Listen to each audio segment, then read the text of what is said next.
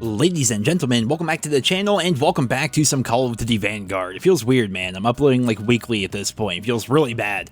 And apologies in advance for the mic. Hopefully it'll be sorted out by tomorrow when a new cable comes in. Upgrade your mic setup, they said. Get a new interface, they said. It'll look good. It'll sound nice. Yeah, what's been confusing and my video's been sounding like shit lately, so apologies for that.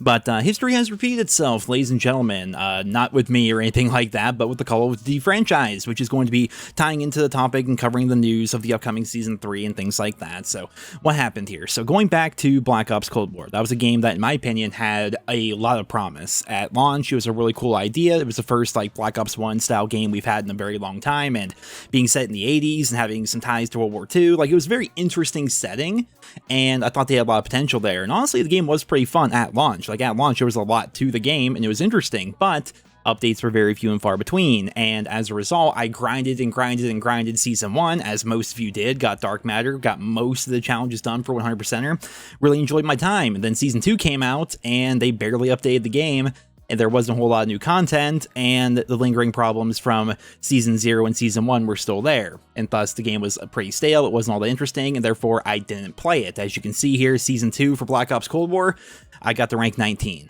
Level 19 is pretty bad over the course of an entire season. We're talking months there, and I went up 19 levels. Well, here we are in Call of Duty Vanguard. History's repeated itself. The game came out, there was a decent amount of content at launch, 16 multiplayer maps, people are stoked about that, World War II weapons, but we all know what happened with Call of Duty Vanguard, the lack of balance, the lack of updates, the lack of serious progression within the game, and then of course all the glitches and problems, and the fire being everywhere, and things like Shipment being virtually unplayable as a result, DOS House being the same way, just being a really buggy, bad game overall. Right, and we played through that, we grinded through that, got most of the way up to Atomic Camo, then Season 2 came out, and I haven't even made it to level 10. The season's been out for a very long time, ends in 4 days at the time of this video being recorded, and not even level 10.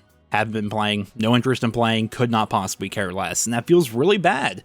It really does, and now we have the announcements for Season 3. Here is going to be the roadmap right here. Honestly, not a lot is going to be coming to multiplayer. It's all about Warzone, which is kind of par of the course for the Call of Duty franchise these days. We have new operators, that's standard. We have a new assault rifle, new marksman rifle, that's fantastic. A new melee weapon, sure, I suppose.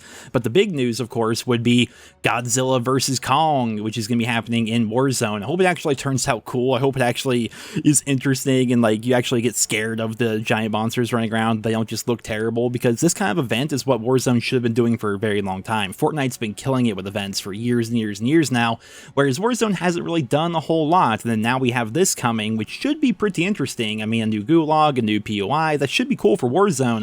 But when it comes to multiplayer for Vanguard, I mean, we get a new map called Mayhem, which is interesting. It's kind of like that micro map back from Black Ops 3 where you're gonna be on like a movie set and you're going to be larger than like the map itself. Like you're going to feel like King Kong walking around, where you're going to be taller than the buildings and things like that. And apparently it's going to be very small and very chaotic, which people tend to enjoy. Then new maps can be coming mid-season, and the trophy system's finally going to be added. It seems they're finally done doing this dance of we know better than you, and they're finally giving in to fan feedback and adding a trophy system to the game. Where was that back during Season 1? I mean, we had to wait till Season 3. We had to wait until like what, 7-8 months after launch for the game to finally get a trophy system.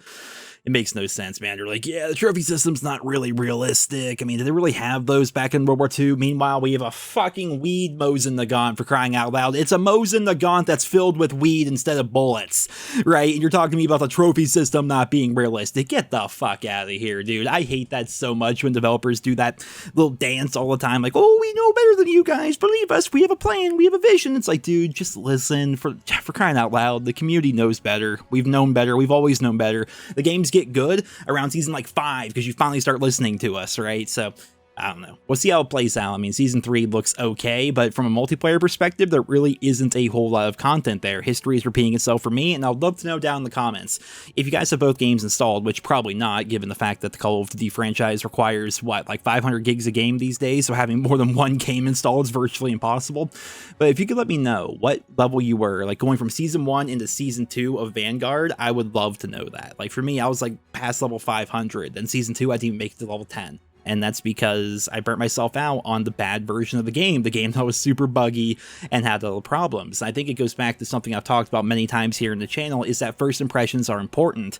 With COD, they release this game and a new game comes out and it's so interesting at launch, right? You got new maps to play on, new weapons, new level ups, prestige-ish, stuff like that's fun, right? It's always fun when a new COD comes out, regardless of whether or not the game is actually good and withstands the test of time. The game is fun, it's interesting, right? But there's always so many problems and a lack of update and a lack of supports and a lack of content.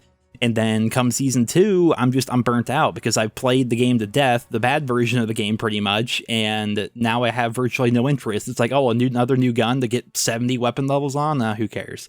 You know, a couple more multiplayer maps I'll barely ever be able to play? Who cares? You know, it's not really going to change the fundamental game that I've been playing so much over the course of the past couple months. And I have to wonder, going into Modern Warfare 2022, what the launch of that game is going to be like, how it's actually going to play out at launch in terms of content and updates and things like that. But also, should I maybe take it slower this year? Should we all take it slower this year? It's so hard to just not want to grind a new COD, because at the end of the day, we love the COD franchise and we just want the games to be good, but it might be in our best interest, honestly, to not play the game as much at launch and basically just wait for the game to get better. I always said this back during Vanguard's launch. I would stream it every single day, and it got to the point where I had a crash counter on my stream because the game would just crash all the time. It was so bad. They finally fixed it. It had to do with packet burst, but the game was like so bad. People were like, should I buy the game yet? Should I buy the game yet? And I'm like, no, you should not buy this game. It is not worth your money.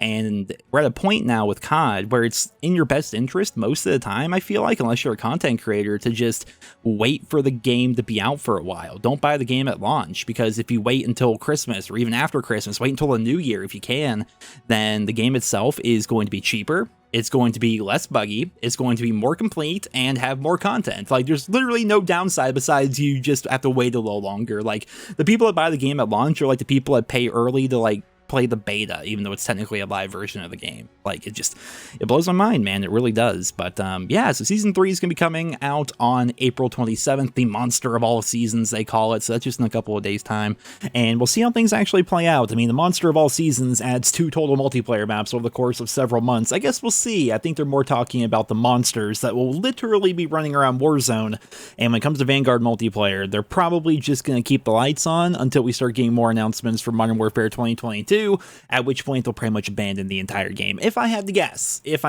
I mean, there's still supposed to be season 3, 4, 5, and 6 coming out, and during season 4 is when zombies will finally start being like it should back at launch, when they finally listen to reason and give us round-based zombies maps and actual traditional zombies content. Again, it's this dance. We know better. It's like, dude... What I wouldn't give just to get in like a Discord call with like these COD devs and be like, what are you guys doing? All right, this is what needs to happen. It's very clear from our perspective. Maybe it's different on the inside. I don't know. I'm sure there's lots of pressures from up above and stuff going on. But regardless, ladies and gentlemen, that is all for today's video. I hope you enjoyed it. If you did, consider leaving a like. Let me know, once again, down there in the comments, what level were you in Season 1 of Vanguard? And what level did you get to in Season 2? I'd love to hear about that. Leave your thoughts and feedback down in the comments. Thank you all so much for listening, and I hope you guys all have a wonderful day.